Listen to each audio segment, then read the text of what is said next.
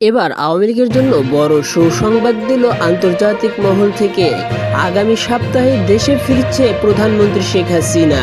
এদিকে আন্তর্জাতিক চাপের মুখে বিএনপি, যে কোনো সময় পদত্যাগ করতে পারে তারেক রহমান। দেশের মানুষের এক দফা এক দাবি, শেখ হাসিনাকে ফেরত চাই। আওয়ামী লীগের পক্ষ থেকে জাতিসংঘের নিকট চিঠি পাঠানো হয়েছে শেখ হাসিনার ফাঁসির আদেশ স্থগিত করার জন্য।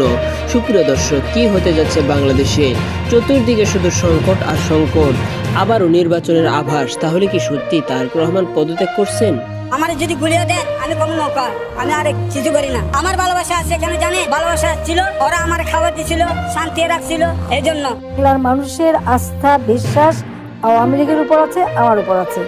নির্বাচন আওয়ামী লীগ সরকার আমাদের বাংলাদেশের জন্য কি না করেছে, রাস্তাঘাট, ব্রিজ, পদ্মা সেতু, অগণিত উন্নয়ন করেছে। সেই উন্নয়নটাকে, সোনার সংসারটাকে হাতে নষ্ট করে দিয়েছে। কি সুন্দর একটা সোনার সংসার ছিল, আমরা কত সময়টাকে কত আমরা নিকটে নিয়ে এসেছিলাম, সেই নিকটটাকে তারা ধ্বংসের পথে চালিয়ে দিচ্ছে।